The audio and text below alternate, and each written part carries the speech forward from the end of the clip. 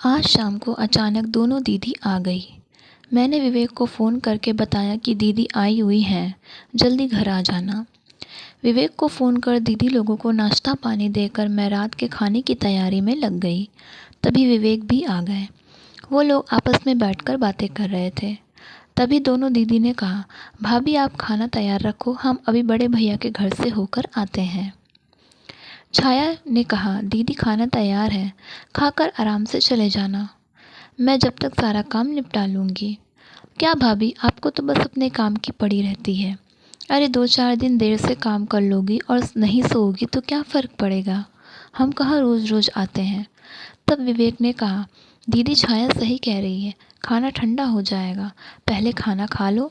वैसे भी अब टाइम ज़्यादा हो रहा है, कल भैया के घर चले जाना। तो भी अब उसकी हाँ में हाँ मत मिला। अरे उनको पता चलेगा हम शाम की आई हुई हैं और अब तक नहीं आए तो उनको बुरा लगेगा ना। दोनों दीदी ने एक साथ कहा, हम अभी गए और अभी आए। यह कहकर दोनों बहनें हंसते हुए चली गईं। यह पहली बार नहीं है। छाया की दोनों ननंदों की हमेशा से यही आदत है, शाम को आएंगी और फिर गप्पे लड़ाती रहेंगी। जैसे ही खाने का टाइम हुआ, दोनों बड़े भैया से मिलने की कह चलती बनेंगी। शुरू शुरू में तो छाया ने खाना नहीं बनाया। उसने सोचा खाने के समय वहाँ गई हैं तो खाना खा कर ही आएंगी। लेकिन देर रात आने के बाद दोनों ने साफ शब्दों में बोल दिया, छाया खाना तो हम अपनी माँ के साथ ही खाएंगे। हाँ, तुम्हें देर होती हो तो सो जाया करो, हम बना लिया करेंगे। छाया ने कहा, दीदी सोने की बात नहीं है, आपको पता है ना अगले दिन मुझे ऑफिस भी जाना होता है और सभी तैयारियां करनी होती हैं। बस यही दिक्कत है और कुछ नहीं। अब तो कई सालों से छाया को इन सब बातों की आदत पड़ गई थी। सासू माँ नहीं रही, फिर भी ननंदों की वही आदत। अरे बड़ी भाभी ने तो खाने के लिए बहुत जोर दिया, लेकिन हमने कह दिया विवेक हमारा इंतज़ार कर रहा होगा, इसलिए हम आ गए, वरना खाना दोनों ने बना दिया था।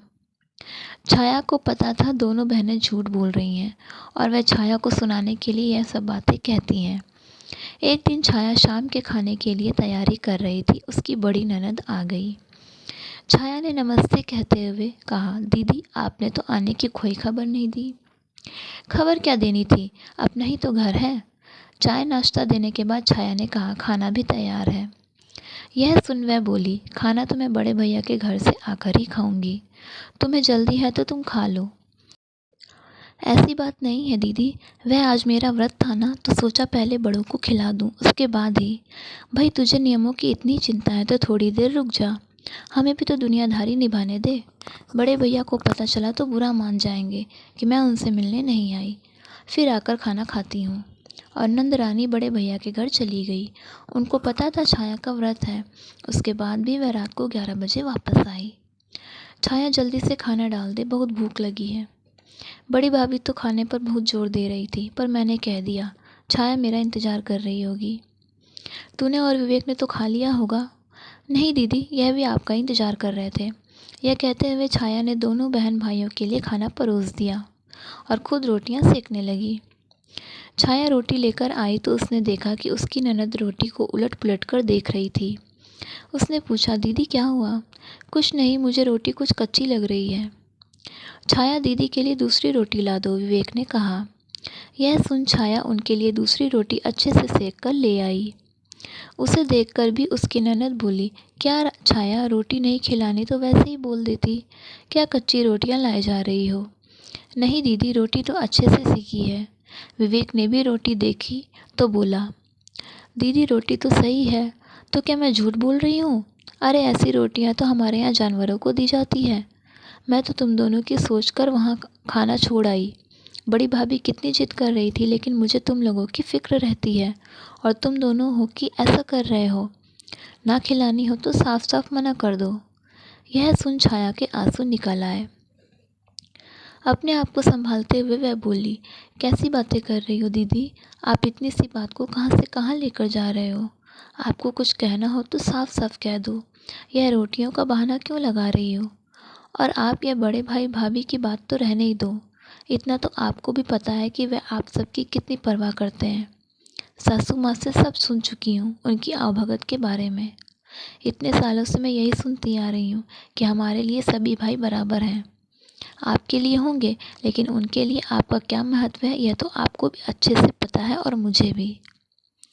लेकिन मैं अपने मुँह से कुछ कहना नहीं चाहती, लेकिन आज आपके व्यवहार ने मुझे कहने पर मजबूर कर दिया।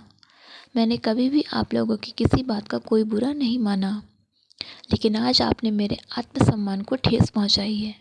मेरी इतने सालों की सेवा को आपने पल भर में मिट्टी में मिला दिया। आपसे मैं हाथ जोड़कर यही कहना चाहूँगी कि अगर आपको छोटों से इज्जत लेनी है तो बड़ों की तरह व्यवहार करना सीखें। अगर आपको मेरी कोई बात पसंद नहीं है तो आप उसे प्यार से समझा सकती हैं, मैं बुरा नहीं मानती।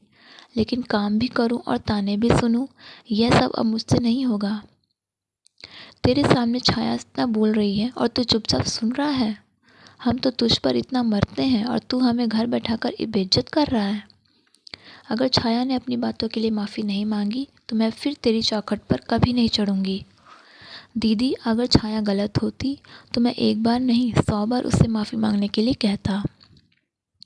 आप मेरी बड़ी बहन हो, इज्जत करता हूँ आपकी, लेकिन इसका मतलब यह नहीं कि आपकी गलत बात को भी मैं सही कहूँ। वह भी मेरी पत्नी है और आज तक उसने पलटकर जवाब नहीं दिया। हर बात की एक सीमा होती है, उसका भी आत्मसम्मान है। आप मेरी बड़ी बहन हो और आपके लिए मेरे घर व दिल के दरवाजे हमेशा खुले हैं। आप जब चाहे यहाँ आओ, यह आपका ही घर है। आगे जो आपका दिल कहता है। विवेक ने दोनों हाथ जोड़ दिए। यह सुन छाया की ननद कुछ न बोली और सुबह चुपचाप चली गई। छाया ने सोचा, जो रिश्ते बस हमें तकलीफ दे उससे दूर हो जाना ही बेहतर है। छाया ने कभी भी नंदों को इज्जत सम्मान देने में कोई कमी नहीं रखी, लेकिन शायद कुछ लोगों को ये सब रास नहीं आता। यही हाल छाया की नंदों का भी था।